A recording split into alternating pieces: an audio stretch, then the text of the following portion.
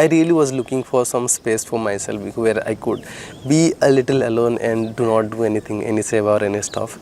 And this is the best fact about the ashram, that ashram gives you this opportunity. If you try it anywhere else in the world, it cannot be silent. Somebody will be there to poke you for sure.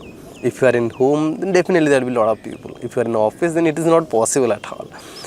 So in day-to-day regular life, even if you just want to become silent for some hours, it is going to be very difficult. But here in the ashram, you get the opportunity to be silent for around 1 day easily, and you will get 3 days a little difficult, and 7 days is also possible if you become Purnanga or something.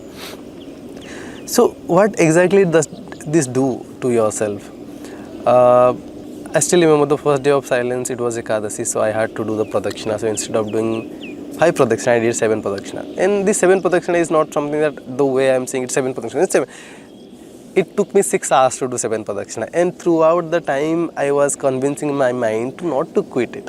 And also the way I was walking this time is not to complete the pradakshina, complete the circle, but I was just simply walking, trying to become more and more devoted towards something. And with simply walking very gently, step after step after step after step. So this is not something that is very easy to do, because everywhere your mind will, everywhere I would say my mind try to compete with the other person that is working next to me. I would say there was a guy who crossed me 3 times in the entire circle. It is a circle of 2.5 kilometer circle. This entire 2.5 kilometer circle, this guy crossed me 3 times. So I made 2 circles, I would say 2 pradakshina, and this guy completed 5 pradakshina. That is how this guy was fast, and or you may say that is how I was slow.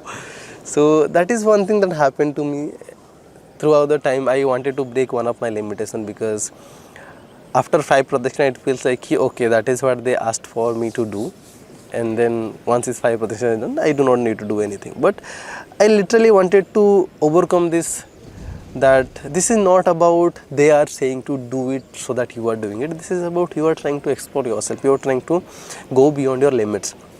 If I keep doing 5 pradakshina throughout the time, then 5 pradakshina will be limit for me, maximum limit for me, and I cannot be able to break that limit. And that is one way of understanding that when we are talking about limits, that something that is maximum for you, you have not gone beyond that, that is a limit for you. Sometimes people also say me that you should break your limitation of this and that. Sometimes they misunderstand the way of limitation.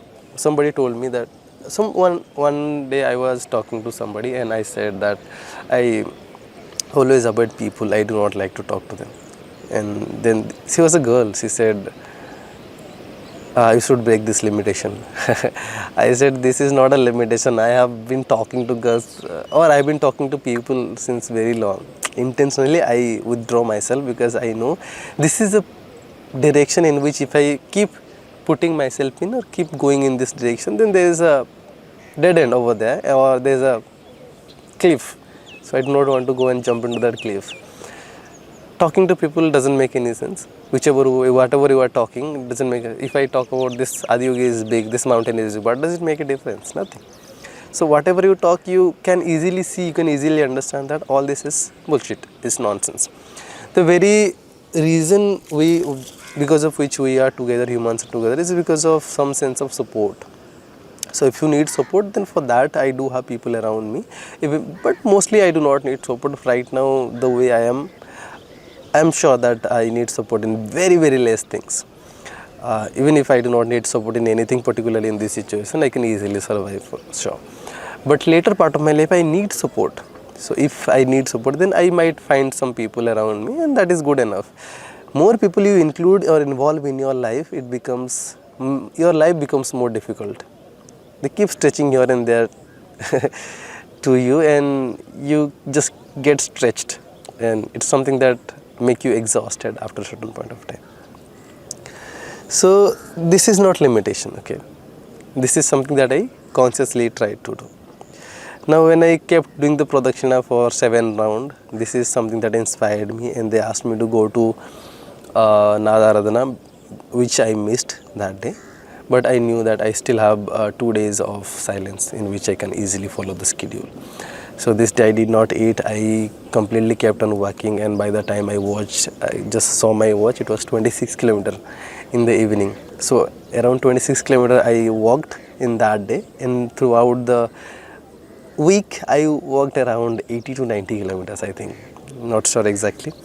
This is something that literally makes me feel that I'm breaking my limitations. 80 to 100 kilometers or 80 to 90 kilometers, whatever. It's not a small distance that you walk in a week, right? So that is what I felt about the first day. And slowly, second day, third day, what exactly happened to me is that I was constantly aware about what was going on within my mind, because I was not communicating with anything, I was not sharing anything. There is a certain guidelines for silence. So it made me completely be aware about my own life, my own situation, my own mindset. And throughout the day till the last day, I did not have anything in my mind to think about. But one thing I realized towards the end is that it takes, like, you can easily do so many things by becoming unconsciously. Everything is possible. But you cannot simply sit by becoming unconscious. You have to be conscious while sitting. Because if you become unconscious, if you are sitting, then you will not become still. Somewhere something will happen. This will go, this will go, this will go, this. Something will happen. If you really want to be still and simply sit, then you have to be very much conscious about yourself. And when you become conscious, obviously the entire attention or awareness goes into the breath itself, because this is the only thing that you cannot make it still. It keeps on going, and the entire attention or concentration goes into the breath.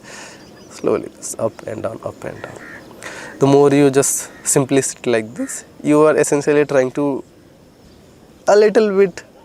essentially trying to make a little bit separation from your body to yourself. And it happens very easily. If you just simply sit, within 2 minutes only, unmoving, you can easily feel that your body is simply sitting still like that as a rock.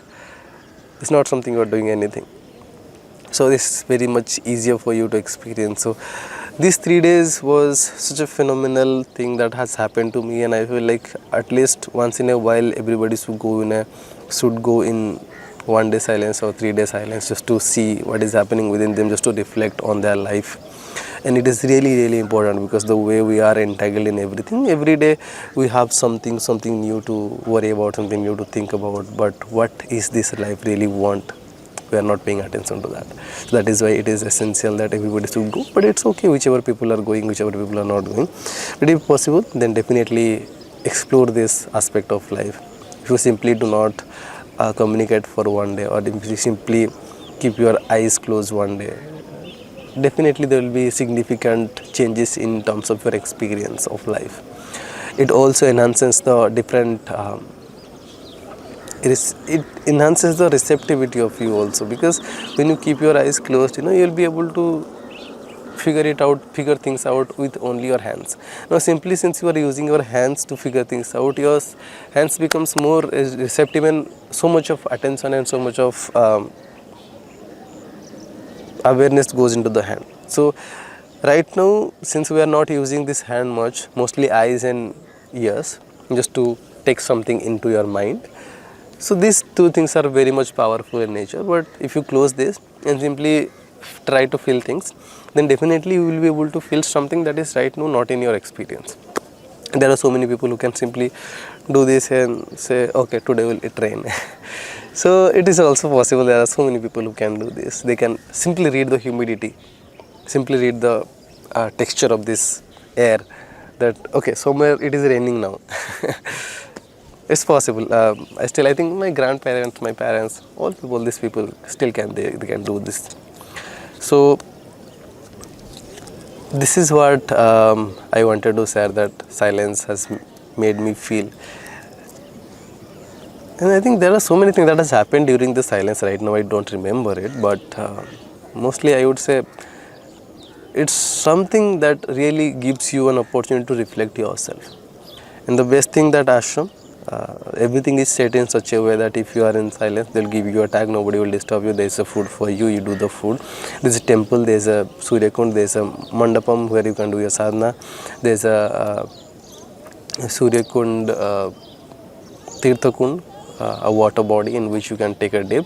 So everything that is needed for a spiritual seeker is there in the ashram. the necessary support is there in the ashram, and if you are going into silence, then please make sure you make the best use of it. Do not try to cross any boundaries during that, and just do whatever you are told to do in that situation. Certainly it will change your way of perception and make you aware more about yourself. Thank you so much for watching.